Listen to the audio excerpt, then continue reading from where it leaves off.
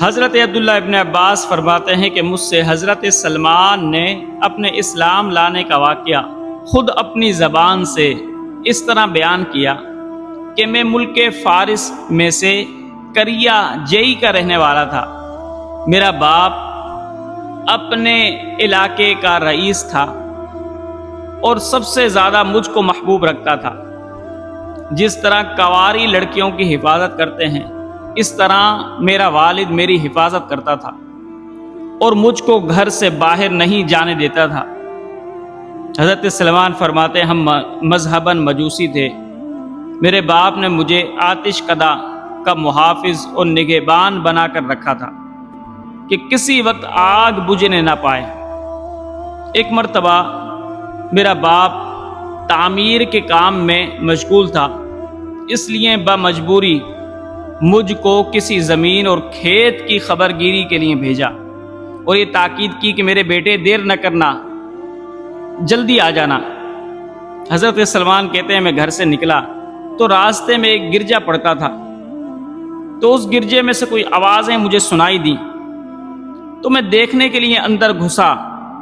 دیکھا تو نصارہ کی ایک جماعت ہے جو نماز میں مشغول ہے۔ مجھ کو ان کی عبادت پسند آئی اور اپنے دل میں یہ کہا کہ یہ دین ہمارے دین سے بہتر ہے۔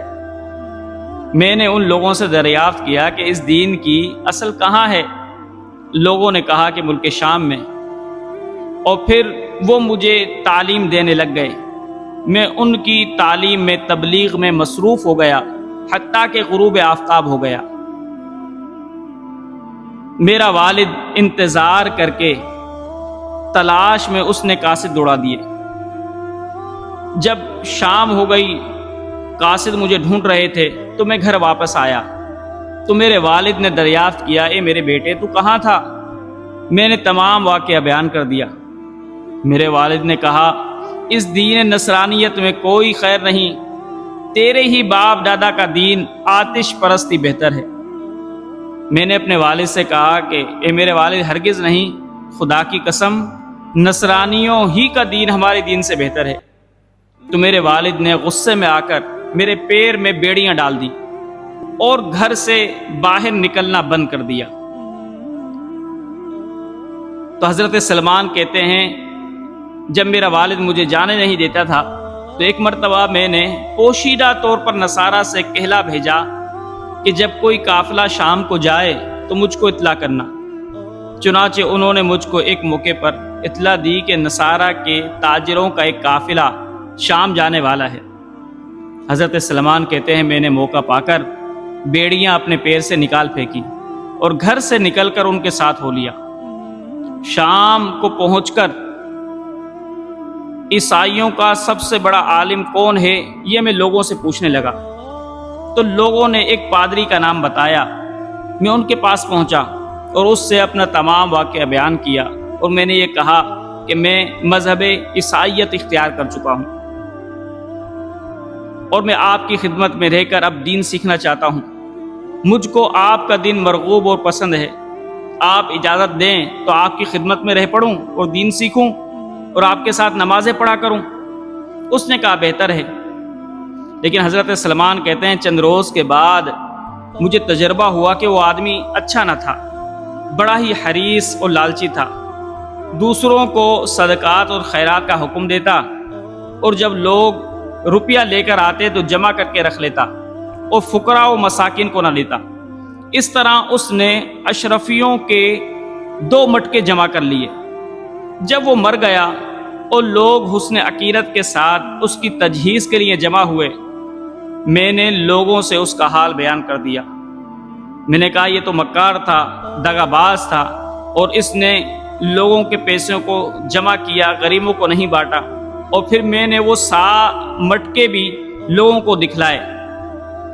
جب لوگوں نے یہ دیکھا تو کہا خدا کی قسم ہم ایسے شخص کو ہرگز دفن نہیں کریں گے۔ بالآخر اس پادری کو لوگوں نے سولی پر لٹکا کر سنسار کر دیا اور اس کی جگہ کسی اور عالم کو بٹھا دیا۔ حضرت سلمان فرماتے ہیں کہ میں نے اس سے زائد کسی کو عالم اور اس سے بڑھ کر کسی کو عابد و زاہد، دنیا سے بے تعلق اور آخرت کا شائق اور طلبگار، نمازی اور عبادت گزار نہیں دیکھا۔ بڑا ہی متقی و پارسا عالم تھا وہ دوسرا، اور جس قدر مجھ کو اس عالم سے محبت ہوئی، اس سے پہلے کبھی کسی سے اس قدر محبت نہیں ہوئی۔ میں برابر اس کی خدمت میں رہا، اور جب اس کا آخری وقت آ گیا تو میں نے عرض کیا کہ آپ مجھ کو وصیت کیجئے اور بتلائیے کہ آپ کے بعد کس کی خدمت میں جا کر رہوں۔ تو اس عالم نے کہا کہ موصل میں ایک عالم ہے، تم اس کے پاس چلے جانا۔ حضرت سلمان فرماتے ہیں چنانچہ جب اس کا انتقال ہو گیا، میں نے اس کی تجہیز و تکفین کی، اور اس کے بعد میں موصل روانہ ہو گیا۔ میں موصل میں رہا، اس عالم کی خدمت کرتا رہا۔ اس کا بھی جب آخری وقت آیا تو اس نے مجھے نصیبین کے عالم کے پاس بھیج دیا۔ میں نصیبین کے عالم کے پاس رہا۔ جب اس کی بھی وفات کا وقت آیا تو اس نے مجھے شہر عموریہ کے ایک عالم کے پاس بھیج دیا۔ اللہ کی کرنی ایسی ہوئی، وہ بھی بیمار ہوا، اور جب اس کا آخری وقت آیا تو میں نے کہا کہ اب آپ مجھے کیا وصیت کرتے ہیں، میں کس عالم کے پاس جاؤں؟ تو اس عالم نے کہا میری نظر میں اس وقت کوئی ایسا عالم نہیں جو صحیح راستے پر ہو، میں تم کو اس کا پتہ بتلاؤں۔ اے میرے بیٹے، البتہ ایک نبی کا ظہور ہوگا اور وقت قریب آ گیا ہے، جو دین ابراہیمی پر ہوگا، عرب کی سرزمین پر اس کا ظہور ہوگا، ایک نخلستانی زمین کی طرف ہجرت کرے گا۔ اگر تم سے وہاں پہنچنا ممکن ہو تو اے میرے بیٹے ضرور پہنچنا، اور اس نبی کی علامت یہ ہوگی کہ وہ صدقہ کا مال نہ کھائیں گے، ہدیہ قبول کریں گے، اور دونوں شانوں کے قریب مہر نبوت ہوگی، اور جب تم ان کو دیکھو گے تو پہچان لوگے کہ ان کا چہرہ 14ویں رات کے چاند کی طرح حسین و جمیل ہوگا۔ حضرت سلمان کہتے ہیں کہ اس نے مجھے یہ وصیت کی اور اس کا انتقال ہو گیا۔ پھر میں وہاں پر ہی رہا اور جانوروں وغیرہ کو چرانے لگ گیا، تو اتنے میں میرے پاس کچھ گائیں اور بکریاں جمع ہو گئیں۔ تو حضرت سلمان کہتے ہیں اتفاق سے ایک قافلہ عرب کو جانے والا مجھ کو مل گیا۔ میں نے ان سے کہا کہ تم لوگ مجھ کو ساتھ لے چلو، اور عوض میں یہ گائیں اور بکریاں سب کے سب میں تم کو دے دوں گا۔ ان لوگوں نے اس کو قبول کیا اور مجھ کو ساتھ لے لیا، اور جب ہم وادی قرا میں پہنچے تو میرے ساتھ یہ بدسلوکی کی کہ غلام بنا کر ایک یہودی کے ہاتھ فروخت کر دیا۔ جب اس کے ساتھ آیا تو کھجور کے درخت دیکھ کر خیال ہوا کہ شاید یہی وہ سرزمین ہے، لیکن ابھی پورا اطمینان نہیں ہوا تھا کہ بنو قریظہ کا ایک یہودی اس کے پاس آیا اور مجھ کو اس سے خرید کر وہ شخص مدینے لے آیا۔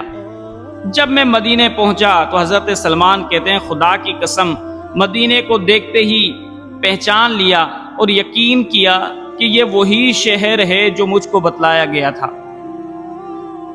پھر حضرت سلمان فرماتے ہیں کہ میں مدینے میں اس یہودی کے پاس رہا اور بنو قریظہ میں اس کے درختوں کا کام کرتا رہا۔ پھر اللہ عز و جل نے نبی اکرم کو مکے میں مبعوث فرمایا، مگر مجھ کو غلامی اور خدمت کی وجہ سے مطلق علم نہ ہوا۔ جب آپ ہجرت فرما کر مدینہ تشریف لائے اور قباء میں بنی عمرو بن عوف کے یہاں آپ نے قیام فرمایا، میں اس وقت ایک کھجور کے درخت پر چڑھا ہوا کام کر رہا تھا۔ تو حضرت سلمان فرماتے ہیں میرا آقا درخت کے نیچے بیٹھا تھا کہ ایک یہودی آیا جو میرے آقا کا چچا زاد بھائی تھا، اور یہ کہنے لگا خدا انصار کو ہلاک کرے کہ قباء میں ایک شخص کے ارد گرد جمع ہیں جو مکے سے آیا ہے، اور یہ کہتے ہیں کہ یہ شخص نبی اور پیغمبر ہے۔ حضرت سلمان فرماتے ہیں کہ خدا کی قسم یہ سننا تھا کہ مجھ کو لرزہ اور کپکپی نے پکڑا۔ مجھ کو یہ غالب گمان ہو گیا کہ اپنے آقا پر اب گرا اور اب گرا۔ وہ دونوں یہودی ان کی اس حالت اور کیفیت کو دیکھ کر سخت متعجب تھے۔ بہرحال حضرت سلمان کہتے ہیں دل کو تھام کر درخت سے اترا اور اس آنے والے یہودی سے پوچھنے لگا، بتاؤ تو صحیح تم کیا بیان کر رہے تھے، وہ خبر ذرا مجھ کو بھی سناؤ۔ یہ دیکھ کر میرے آقا کو غصہ آ گیا اور زور سے اس نے ایک تماچا میرے منہ پر مارا اور کہا، تجھ کو اس سے کیا مطلب، اے غلام تو اپنا کام کر۔ حضرت سلمان فرماتے ہیں، جب شام ہوئی اور کام سے فراغت ہوئی تو جو کچھ میرے پاس جمع تھا وہ ساتھ لیا اور آپ علیہ الصلوۃ والسلام کی خدمت میں حاضر ہوا۔ آپ اس وقت قباء میں تشریف فرما تھے۔ میں نے عرض کیا کہ مجھ کو معلوم ہوا ہے کہ آپ کے اور آپ کے رفقا کے پاس کچھ بھی نہیں ہے اور آپ سب حضرات حاجت مند ہیں، اس لیے میں آپ کے لیے اور آپ کے رفقا کے لیے صدقہ پیش کرنا چاہتا ہوں۔ آپ صلی اللہ علیہ وسلم نے اپنی ذات مطہرہ کے لیے صدقہ قبول کرنے سے انکار کر دیا اور فرمایا کہ میں صدقہ نہیں کھاتا، اور صحابہ کرام کو اجازت دی کہ تم لے لو۔ حضرت سلمان فرماتے ہیں کہ میں نے اپنے دل میں کہا، خدا کی قسم یہ ان 3 علامتوں میں سے ایک علامت ہے جو پوری ہوئی، واقعی انہوں نے صدقہ قبول نہیں کیا۔ پھر حضرت سلمان فرماتے ہیں میں واپس ہو گیا اور پھر کچھ جمع کرنا شروع کر دیا۔ جب آپ مدینہ تشریف لائے تو میں پھر حاضر خدمت ہوا اور عرض کیا کہ میرا دل چاہتا ہے کہ آپ صلی اللہ علیہ وسلم کی خدمت میں کچھ پیش کروں، صدقہ تو آپ قبول نہیں فرماتے، یہ ہدیہ لے کر حاضر ہوا ہوں۔ تو آپ صلی اللہ علیہ وسلم نے وہ قبول فرما لیا اور خود بھی اس میں سے کھایا اور صحابہ کرام کو بھی کھلایا۔ حضرت سلمان کہتے ہیں میں نے اپنے دل میں کہا یہ دوسری علامت ہے۔ میں واپس آ گیا اور 2-4 روز کے بعد پھر میں آپ کی خدمت میں حاضر ہوا۔ آپ علیہ الصلوۃ والسلام اس وقت ایک جنازے کے ہمراہ بقیع میں تشریف فرما تھے اور صحابہ کرام کی ایک جماعت آپ کے ہمراہ تھی۔ آپ علیہ الصلوۃ والسلام درمیان میں تشریف فرما تھے۔ میں نے سلام کیا اور سامنے سے اٹھ کر پیچھے آ بیٹھا تاکہ مہر نبوت دیکھوں۔ آپ علیہ الصلوۃ والسلام تو دلوں کے حال کو جانتے ہیں، اللہ نے پیارے آقا کو غیب کا علم عطا فرمایا۔ آپ علیہ الصلوۃ والسلام سمجھ گئے، پشت مبارک سے چادر اٹھا دی اور مسکرا کر میری طرف دیکھا کہ اے سلمان دیکھتے رہو کہ واقعی مہر نبوت ہے یا نہیں۔ تو میں نے دیکھتے ہی پہچان لیا۔ حضرت سلمان کہتے ہیں اور اٹھ کر مہر نبوت کو بوسہ دیا اور رو پڑا۔ آپ علیہ الصلوۃ والسلام نے ارشاد فرمایا سامنے آؤ۔ میں سامنے آیا اور جس طرح میں سامنے آیا پھر آقا علیہ الصلوۃ والسلام نے مجھ سے پوچھا، اے سلمان بتاؤ میں نبی ہوں یا نہیں؟ تو میں نے پیارے آقا علیہ الصلوۃ والسلام کو تمام واقعہ بیان کیا۔ تو پیارے آقا نے کہا، اے سلمان اب میرے صحابہ کو بھی تم اپنا پورا واقعہ بیان کرو۔ تو میں نے صحابہ کے سامنے اپنا پورا اسلام کا واقعہ بیان کیا، پوری کیفیت اپنی بیان کی، اور اس وقت جب میں بیان کر چکا تو اسی وقت میں مشرف اسلام ہو گیا اور کلمہ پڑھ کر نبی پاک صلی اللہ علیہ وسلم کے دین میں داخل ہو گیا۔ تو آپ علیہ الصلوۃ والسلام بہت مسرور ہوئے۔ اس کے بعد اپنے آقا کی خدمت میں مشغول ہو گیا۔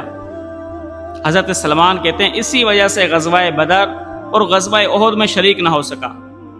آپ علیہ الصلوۃ والسلام نے ارشاد فرمایا، اے میرے سلمان اپنے آقا سے کتابت کر لو۔ حضرت سلمان نے اپنے آقا سے کہا، آقا نے یہ جواب دیا کہ تم 40 اوقیہ سونا ادا کر دو اور 300 درخت کھجور کے لگا دو، جب وہ برآور ہو جائیں تو تم آزاد ہو۔ حضرت سلمان نے آپ علیہ الصلوۃ والسلام کے ارشاد کے مطابق یہ کتابت قبول کر لی۔ آپ علیہ الصلوۃ والسلام نے پھر لوگوں کو ترغیب دی کہ سلمان کی کھجوروں کے پودوں سے امداد کرو۔ چنانچہ کسی نے 30 پودوں سے، کسی نے 20 پودوں سے، کسی نے 15 پودوں سے اور کسی نے 10 پودوں سے امداد کی۔ جب پودے پورے جمع ہو گئے تو مجھ سے فرمایا، اے سلمان ان کے لیے گھڑے تیار کرو۔ حضرت سلمان کہتے ہیں جب گھڑے تیار ہو گئے تو آپ علیہ الصلوۃ والسلام نے خود دست مبارک سے ان تمام پودوں کو لگایا اور برکت کی دعا فرمائی۔ حضرت سلمان فرماتے ہیں پھر کیا ہوا، جب برکت کی دعا کی 1 سال گزرنے نہ پایا تھا کہ سب کو پھل آ گیا، اور کوئی پودا ایسا نہ رہا کہ جو خشک ہو گیا ہو، سب کے سب سرسبز و شاداب ہو گئے اور سب پر پھل آ گیا۔ درختوں کا قرض تو حضرت سلمان کہتے ہیں ادا ہو گیا، صرف دراہم باقی رہ گئے۔ ایک روز ایک شخص نبی پاک صلی اللہ علیہ وسلم کے پاس ایک انڈے کی مقدار سونا لے کر آیا۔ آپ علیہ السلام نے فرمایا کہ وہ مسکین مکاتب یعنی حضرت سلمان کہاں ہیں، اس کو بلا لاؤ۔ تو حضرت سلمان حضور کی بارگاہ میں آئے تو آپ علیہ السلام نے فرمایا یہ بیضہ کی مقدار سونا لو اور اس کو لے جاؤ اور اپنا قرض ادا کرو۔ میں نے عرض کی یا رسول اللہ یہ سونا بہت تھوڑا ہے، اس سے میرا قرض کہاں ادا ہوگا؟ آپ علیہ السلام نے فرمایا جاؤ، اللہ اسی سے تمہارا قرض ادا کر دے گا، کیونکہ تمہیں نہیں معلوم کہ یہ نبی پاک صلی اللہ علیہ وسلم تمہیں عطا کر رہے ہیں۔ جو نبی پاک کے ہاتھ سے چیز مس ہو جائے تمہیں یہ بھی پتہ نہیں کہ اس کے اندر کتنی برکت ہوتی ہے۔ حضرت سلمان کہتے ہیں مجھے شک تھا کہ پتہ نہیں پورا ہوگا نہیں ہوگا، لیکن چنانچہ میں نے اس کو تولا تو حضرت سلمان کہتے ہیں میں حیران ہو گیا کہ جب میں نے اس کو تولا تو پورا 40 اوقیہ تھا۔ پھر حضرت سلمان کہتے ہیں میرا کل قرض ادا ہو گیا اور غلامی سے آزاد ہوا، اور آپ علیہ السلام کے ساتھ غزوہ خندق میں شریک ہوا۔ تو حضرت سلمان نے اسلام کے خاطر کتنی قربانیاں دیں اور اسلام کے خاطر کتنی مشقتیں برداشت کی، یہ حضرت سلمان رضی اللہ تعالیٰ عنہ ہی جانتے ہیں۔